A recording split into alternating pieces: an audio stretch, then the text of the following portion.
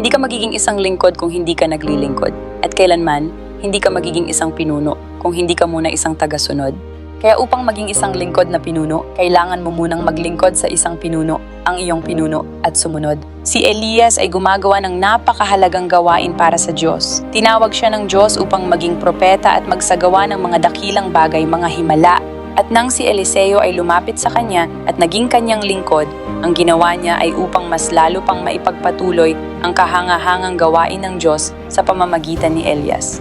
Hindi niya layuning pantayan si Elias. Sa halip, naging lingkod siya ni Elias. Tinulungan niya ito, sinuportahan niya ito, upang ang gawain ng Diyos ay mas lumaganap. Bihira na ang ganitong pananaw sa panahon ngayon, sapagkat kulang ang kadalisayan sa katawan ni Kristo sa pangkalahatan. Napakaraming pagmamataas at makasariling ambisyon. Kadalasan kapag may nakakakita ng isang taong lumalakad sa kapangyarihan ng Diyos, ang unang reaksyon ay, gusto ko yan, gusto ko ng ganoong kapangyarihan, gusto ko ng ganoong karangalan. Yan ang nilalaman ng maraming puso.